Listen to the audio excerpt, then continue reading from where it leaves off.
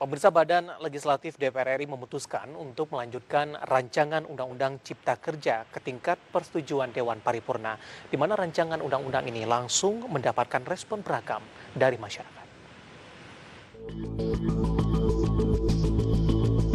Badan Legislatif DPR RI memutuskan untuk melanjutkan rancangan Undang-Undang Cipta Kerja ke tingkat persetujuan Dewan Paripurna, di mana RUU ini langsung mendapat respon beragam dari sejumlah kalangan masyarakat, baik yang ikut mendukung maupun yang menolak keputusan tersebut. Seperti diketahui, RUU Cipta Kerja dinilai sebagai salah satu jurus pamungkas pemerintah guna memulihkan sektor ekonomi pasca pandemi COVID-19. Selain itu, adanya pemangkasan sejumlah birokrasi juga dapat memudahkan investor untuk mempercepat proses usaha mereka di Indonesia. Menanggapi hal ini, para ekonom Indef meminta pihak pemerintah agar terlebih dahulu fokus terhadap penanganan virus corona di tanah air. Pasalnya, jika pandemi ini tidak segera diatasi, maka minat investasi dalam negeri akan terus mengalami penurunan. Adapun pihak Indef juga ikut menyoroti pemangkasan sejumlah aturan yang disinyalir dapat memunculkan kebingungan atau ketidakpastian baru bagi para investor. Di tengah ketidakpastian akan resesi ekonomi akibat virus mematikan tersebut. Bagi sumber IDX Channel. Terima kasih untuk Anda yang masih bergabung bersama kami di Market Review, dan di segmen ini kita akan berbincang bersama dengan Pak Andri Satrio Nugroho. Bapak Andri Satrio Nugroho yang merupakan ekonom Indef, dan kita masih membahas jalan cepat pengesahan Omnibus Law. Saat ini kami sudah terhubung melalui via Zoom, kita akan langsung sapa saja. Pak Andri, selamat pagi, apa kabar Pak Andri? Selamat pagi, baik Mas David, apa kabar? Kabar baik juga Mas Andri, terima kasih sudah meluangkan waktu di Idea Channel. Sebelumnya kami sudah berbincang dengan Apindo, Pak Andri. Tanggapan dari Apindo, Omnibus Law disahkan menjadi undang-undang, tentu melihat dari perspektif para pelaku usaha, di mana tadi sudah dijelaskan sebenarnya tidak ada yang dirugikan ataupun yang diuntungkan dalam hal ini. Para pelaku usaha juga tadi mengakui mereka juga beberapa poin tertentu cukup diberatkan dengan adanya undang-undang Omnibus Law. Tapi secara kesimpulan diharapkan kepada semua pihak untuk memahami poin-poin yang ada dalam undang-undang ini sehingga tidak terjadi kesalahpahaman dan lebih melihat ke depannya dampak ke arah jangka panjang. Nah, dari pandangan Anda Mas Andri atau Pak Andri, ini bagaimana Anda melihat pengesahan dari Omnibus Law ini, Pak?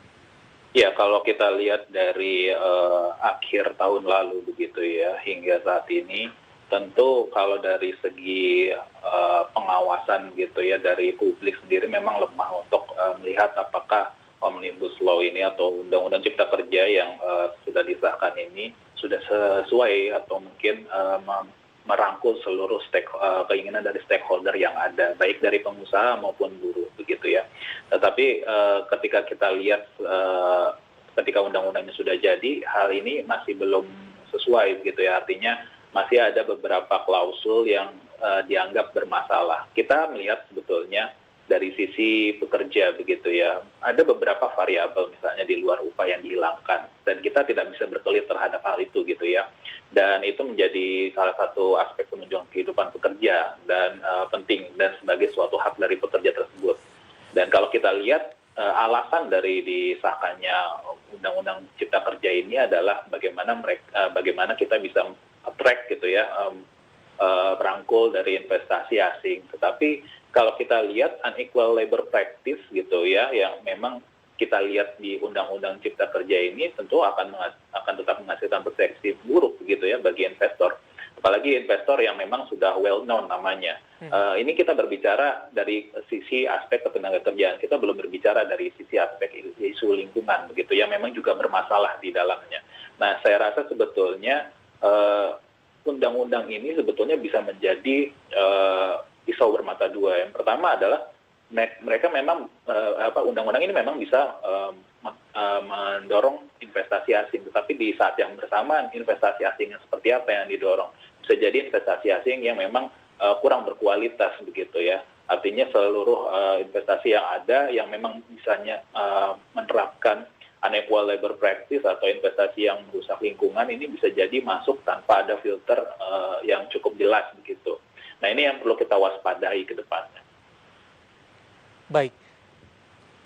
Bagaimana Anda melihat dengan pemaparan yang sudah Anda sampaikan tadi dari sisi tahapan-tahapan, Pak Andri, apakah ini termasuk terburu-buru, Pak, atau pembahasannya masih belum kompleks sebenarnya? Saya rasa sih sebetulnya tentu masih ada beberapa pembahasan yang memang belum selesai.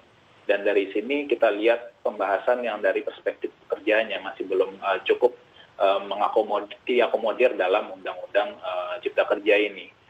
Kita bisa melihat banyak sekali aspek yang awalnya di Undang-Undang Ketenagakerjaan ada tetapi menjadi berubah, dan juga ini perubahan ini juga pada akhirnya itu juga memberatkan dari sisi pekerjanya. Saya tidak berbicara pekerja di level bawah saja, tetapi di level atas juga begitu ya.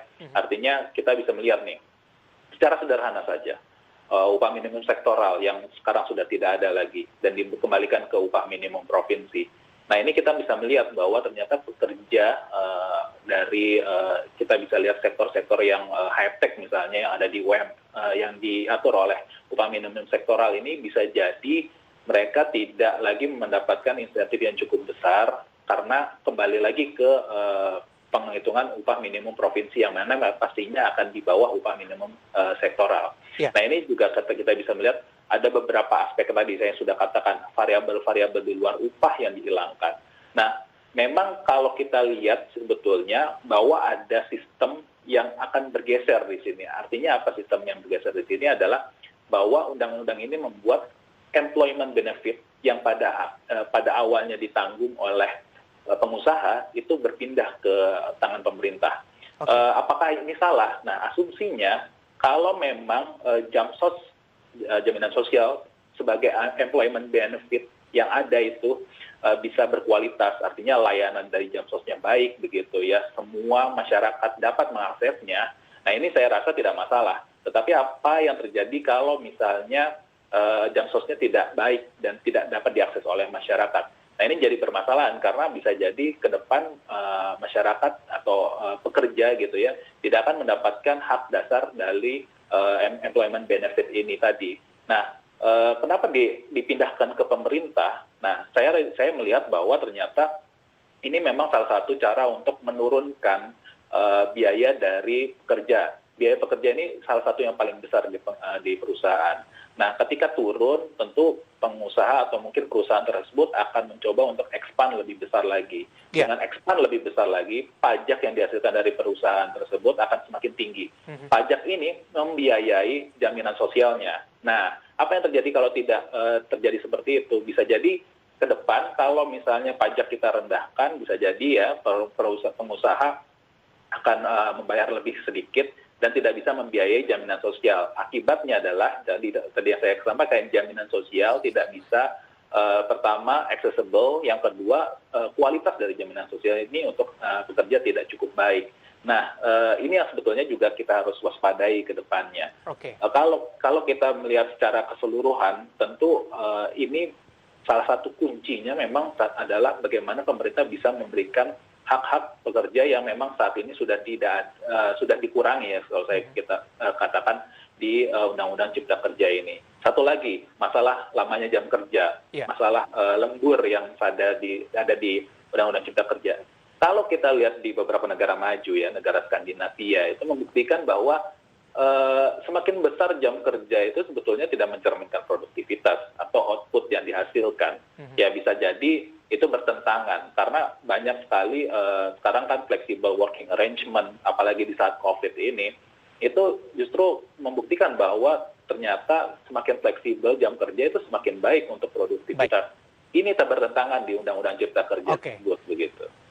Pak Andri, menarik Pak, kita akan jeda kembali terlebih dahulu. Di segmen selanjutnya kita akan coba bahas nanti ketika permasalahan-permasalahan yang ada terhadap pengesahan Undang-Undang Omnibus Law ini akan berjalan ke depannya dan permasalahan masih akan terus mengiringi.